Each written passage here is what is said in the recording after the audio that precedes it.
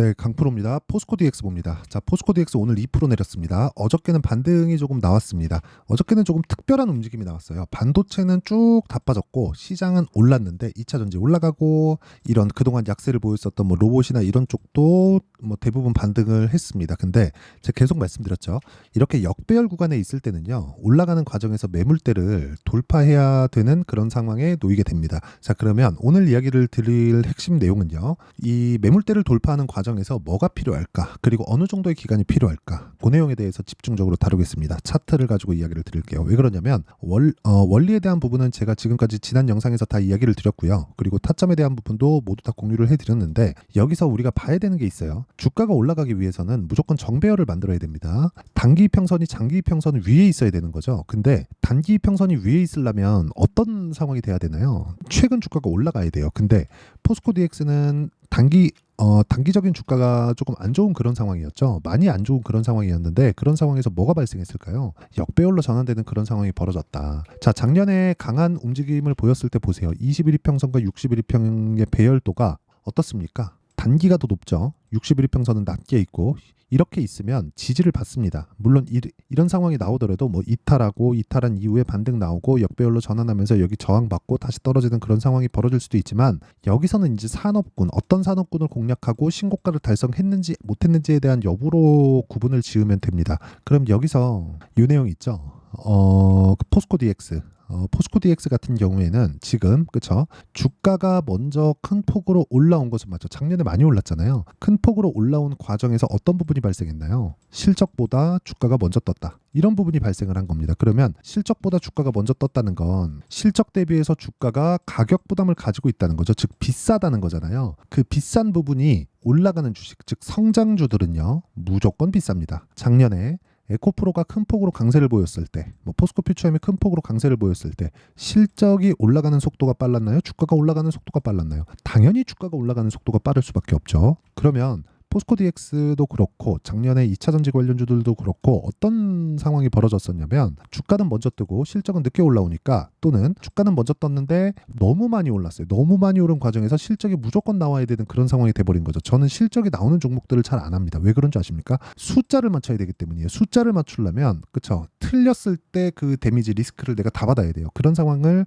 애초에 만들지 않는 게 좋죠. 그러려면 실적이 앞으로 좋아질 종목을 사야 된다는 겁니다. 그런데 포스코 DX는 지금은 앞으로 좋아지는 부분을 부각받을 수 있을 만큼의 하락분을 보였습니다. 자, 고가가 거의 한 8만 원 정도 되죠. 79,600원이 고가니까. 근데 지금 4만 원까지 빠졌다는 건 50% 빠졌잖아요. 저가부터 올라온 폭을 보면 10배 정도 올라왔다고 쳤을 때 실제로는 10배 이상 같지만 10배 올라온 것에 대해서 50%를 빠졌다는 건 작년 저가부터 시작해서 상당 부분 올라온 것은 맞죠. 그래도 한 4배, 5배 정도 올라온 것은 맞는데 그렇더라도 고가 대비해서 이 정도의 프리미엄은 받고 있지 않다. 그렇다는 건 아직까지 주가가 실적 대비해서는 비싸다. 이 비싼 주식이 뭐예요? 성장주다. 그쵸?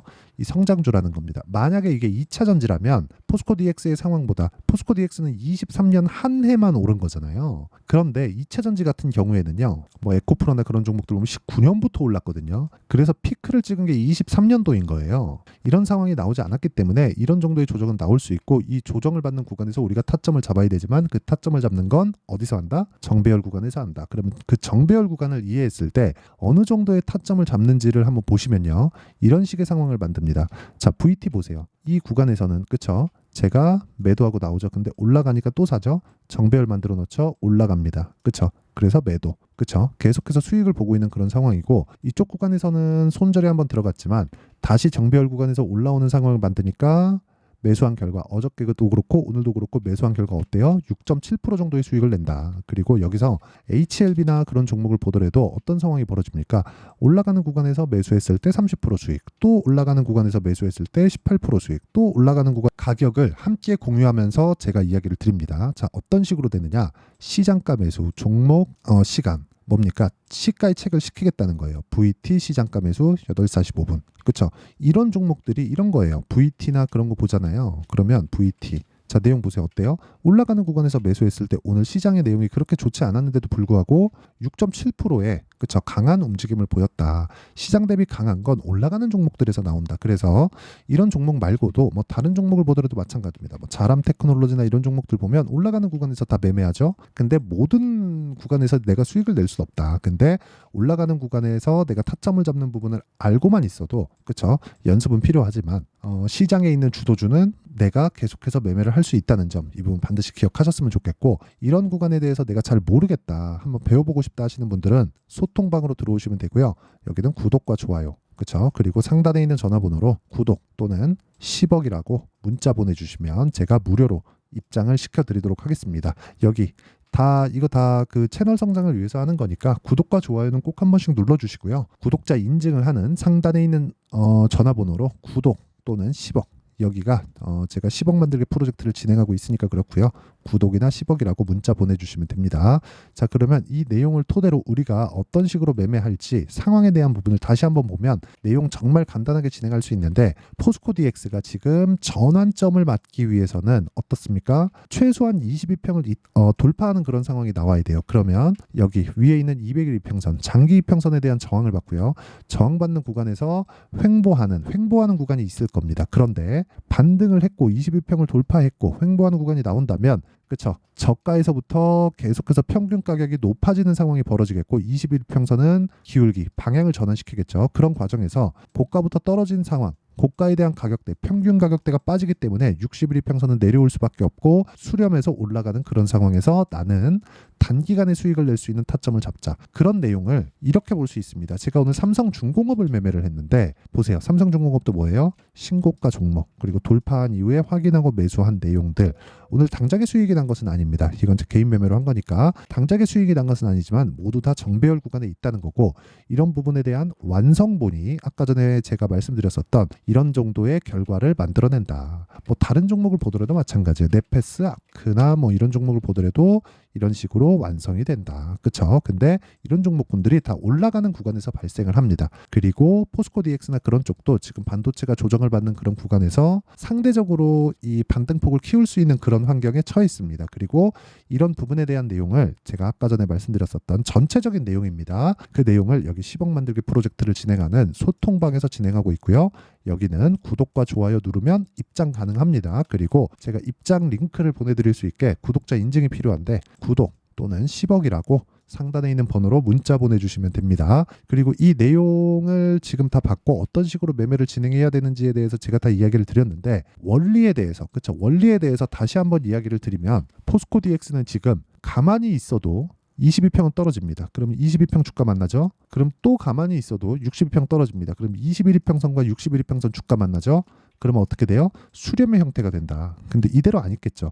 올라간다. 그런데 이 종목은 8만 원대도 비싸고 지금도 비쌉니다. 이 비싼 구간에서 우리가 매매할 수 있어야 되고, 그게 타점, 그리고 단기 보유 전략입니다. 2주 안에 수익 전환을 하는 법, 그리고 그 내용에 대한 부분을 여기 포스코 DX의 가격과 단기 보유 전략, 그리고 제가 요즘 시장이 너무 안 좋고요. 그리고 포스코 DX를 보유하고 있는 보유자분들을 위해서 문자로 실시간 타점을 공유를 해드리도록 하겠습니다. 그래서 구독과 좋아요 눌러주시고요. 상단에 있는 전화번호로 DX, 자, DX라고 문자 보내주시는 분들에 한해서만 제가 포스코 DX의 가격, 그리고 단기 보유 전략, 그리고 DX, 그쵸? 포스코 DX의 실시간 타점을 문자로 공유를 해드리도록 할 테니까 구독과 좋아요 눌러주시고 DX라고 문자 보내주시면 됩니다. 자, 내용 정리하면 포스코 DX는 너무 많이 오른 것에 대한 그 부작용을 지금 다 겪었다. 고가 대비 50% 빠졌어요. 이 정도 빠졌으면 앞으로는 실적에 대한 부분이 기대치를 하회하더라도 주가가 빠질 요인이 되지 않는다. 그리고 상대적으로 반도체 쪽에서의 조정이 나오고 있다는 점은 로봇이나 바이오 쪽으로 갈 수 있는 자금의 흐름이 만들어졌다는 것이고, 그 자금의 흐름에 맞게 바이오나 조선 그리고 로봇 쪽으로 지금은 확인하고 매수해야 되는 구간을 만들어야 된다. 이런 부분을 이해했을 때 어느 정도 결과를 낼 수 있고 어떻게 매매를 해야 되는지를 제가 다 이해를 시켜드리도록 할 테니까 영상 끝까지 시청하시고요. 모든 분들이 성공 투자하셨으면 참 좋겠습니다. 자, 24년도가 돼도 여전히 시장은 녹록지 못합니다. 이런 상황이 벌어지는 건 어쩔 수 없습니다. 이런 상황에서도 수익이 나는 종목들의 구조는 변하지 않습니다. 즉 대시세 종목에 대한 구조는 변하지 않는다는 거고, 실제 제가 소통방에서 지속적으로 이야기를 드리고 있는 내용도 대시세 종목이나 시장 주도주를 공략하는 건 철저하게 가격 분석을 하라고 이야기를 드리고, 가격 분석 이후에는 이슈에 대한 파악, 그리고 이슈를 파악하고 나서는 다시 내가 얼마에 매수할지 그 타점에 대한 부분을 지속적으로 언급을 하고 있습니다. 자, 근데 생각해 보세요. 1월 달에 시장이 굉장히 어려웠습니다. 어려운 상황에서의 어떤 종목들이 강했냐 보면 반도체와 그리고 바이오입니다. 자, 실제 여기 보면요.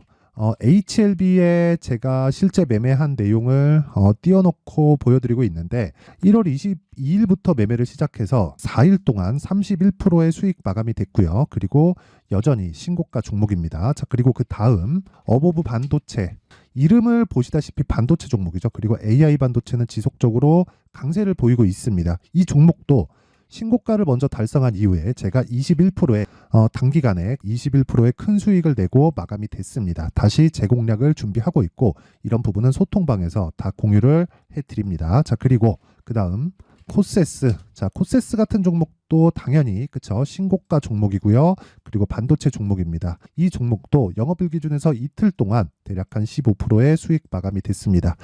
내용을 한번 보시면 어떻습니까? HLB를 포함해서 뭐 30%, 20%, 뭐 15% 이런 식의 수익이 지속적으로 발생하고 있는데, 이 세 종목 모두 다 신고가 종목이고 1월 달에 시장이 약세를 보이고 있는 구간에서도 강했었던 그런 종목입니다. 특징점이 하나 있는데, 그 이슈에 앞서서 가격이 먼저 반영했다는 거죠. 자, 근데 그게 기업 밸류업 프로그램이라고 하죠. 그 종목들도 마찬가지입니다. 오늘은 그 부분에 대해서 이야기를 드릴 텐데, 그렇게 제가 가격을 먼저 보고 이슈에 대해서 파악하는 이유는 결과적으로는 큰 시세를 먹기 위한 사전 준비 작업입니다. 실제로 큰 시세를 먹기 위해서 사전 준비 작업을 했을 때 여기 레인보우 로보틱스 127%, 그리고 ISC 98%, 그리고 한미반도체 97%의 큰 수익을 내는 상황을 만들 수 있습니다. 어떤 식으로 소통방에서 진행됐는지, 그쵸, 그 상황을 제가 이야기를 드린 건데, 이런 상황도요 당연히 신고가를 공략했을 때 가능한 겁니다. 자, 그러면 이번에도 마찬가지입니다. 그쵸, 정부 주도의 코리아 디스카운트 해소 방안이 2월 달에 발표를 하고요. 그리고 2월 달에 발표된 내용을 토대로 주가가 움직이는 게 아니라 이미 움직인 내용이 있죠. 실제 이 내용은 크게 중요한 게 아니라는 겁니다. 실제 움직인 내용을 보면, 자, 기아차입니다. 실제로 12월 달에 신고가를 만들어 놓고 정부에서 입김을 불어 넣으니까 순식간에 기아차를 포함해서 현대차 같은 거대 기업들의 주가가 2주도 채 되지 않아서 40% 정도의 큰 시세를 냅니다. 자, 그러면 우리는 어떤 종목을 봐야 될까요? 이슈를 파악해야 되는 것도 맞지만 철저하게 가격에 맞춰서 매매를 해야 되는 게 당연히 중요합니다. 정부가 주도하는 정책 방향이 있겠죠. 그 방향에 맞춰서 우리가 종목을 찾을 필요가 있다. 자, 그러면 답이 나왔습니다. 정부가 주도하는 방향에 맞춰서 제2의 기아차를 찾는 게 지금은 중요하다. 근데 정부 정책의 방향에 맞게 가자. 그랬을 때 앞서서 제가 보여드렸었던 내용인 여기 레인보우 로보틱스 127%, 그리고 ISC 98%, 그리고 한미반도체 97%와 같은 수익을 낼 수 있습니다. 물론 시간에 대한 부분은 최소 2주의 시간이 필요하고요. 그리고 최장 3개월 안에 끝내야 됩니다. 자, 기아차의 시세를 보셨던 것과 같이 2월 달에 정부 정책의 방향이 결정되고요. 바로 3월 달이면 시행입니다. 자, 그러면 우리는 거기에 맞춰서 당연히 종목을 찾아야 되고, 제가 제2의 기아차를 찾아놨습니다. 제가 아까 전에 소통방에서 이야기를 드렸었던 내용 다 공개를 해드렸는데, 그 내용처럼 종목만 받고 싶다 하시는 분들은요, 상단에 있는 제 전화번호로 대시세, 자, 대시세라고 문자를 보내주시면 정부 정책의 방향에 맞는 종목을 모든 분들에게 무료로 공개를 해드리도록 하겠습니다. 자, 제가 원하는 건 채널 성장이 목적입니다. 자, 그래서 구독과 좋아요 꼭 좀 부탁드리고요. 모든 분들이 정부 정책에 맞는 방향으로 매매를 이어가서 큰 수익 보셨으면 좋겠습니다.